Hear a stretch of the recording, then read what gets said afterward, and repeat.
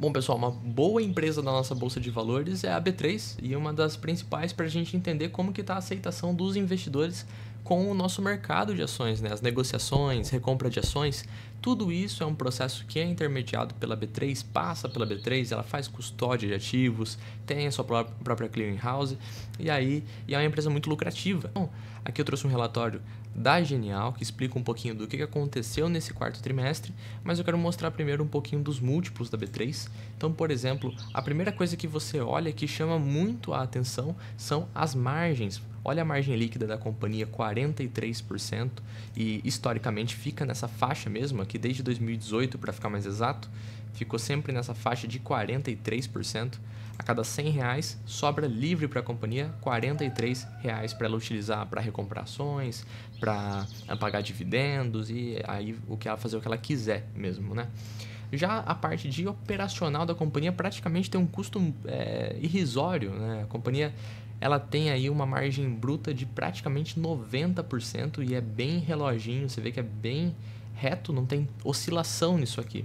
Então a companhia fatura R$100, R$10 ela usa para pagar a operação dela e o restante ela usa para salários, enfim, aí tem vários outros itens. Em termos de múltiplos, como por exemplo PL, PVP, até o próprio PSR, Dividend Yield, é uma companhia que mostra-se mais cara no sentido de múltiplo. Mas historicamente é isso aí mesmo que é cotada a B3, até se deve esse elevado patamar de margem líquida. Então a companhia tem uma capacidade de pagar mais proventos, de investir mais.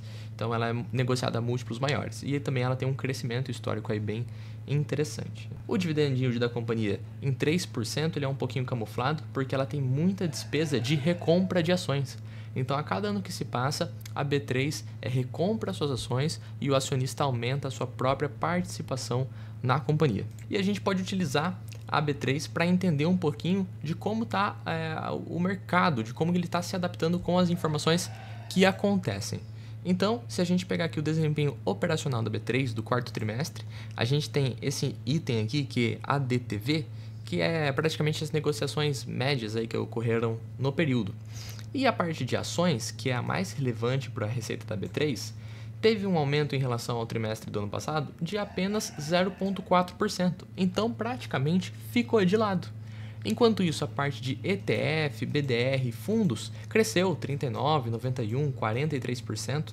No total, aí, ponderado ficou 5,5%. Mas a parte de ações você vê que não teve tanta aceitação em compensação com os outros itens.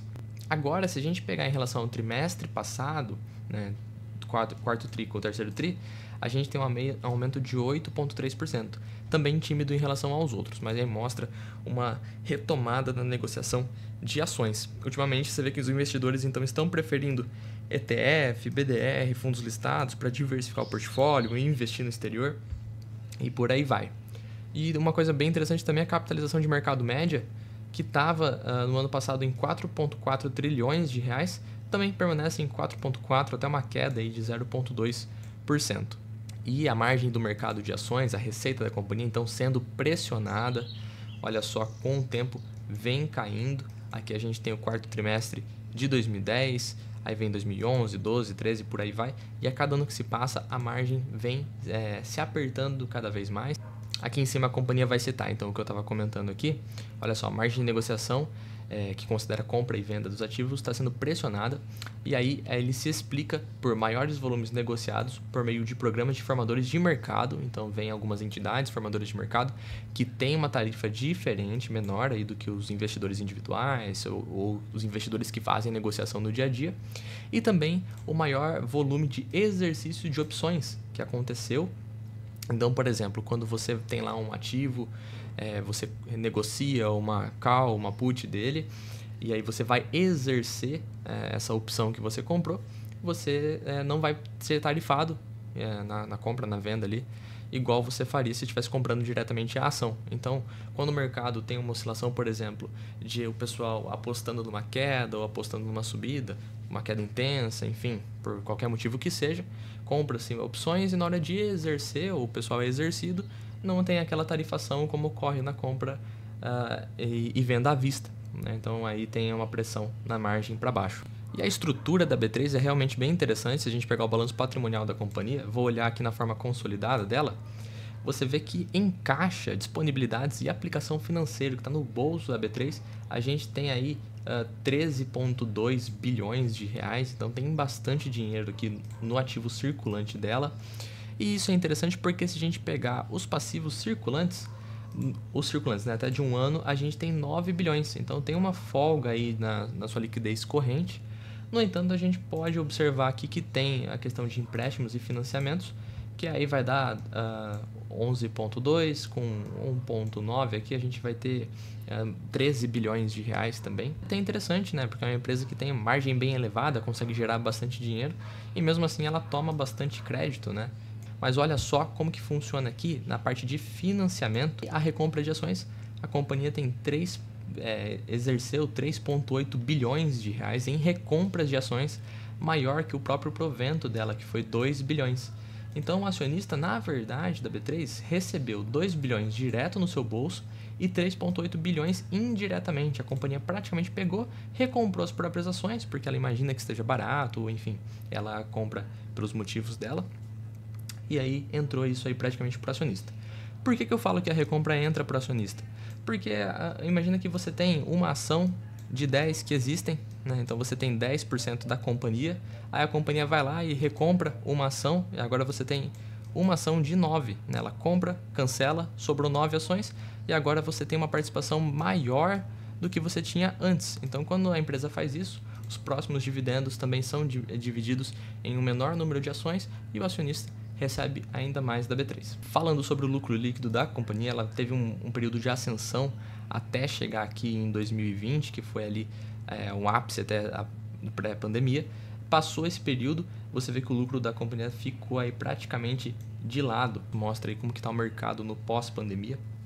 É um lucro elevado, tá lucrando aí mais de 4 bilhões por ano, lá 4,5 bilhões por ano.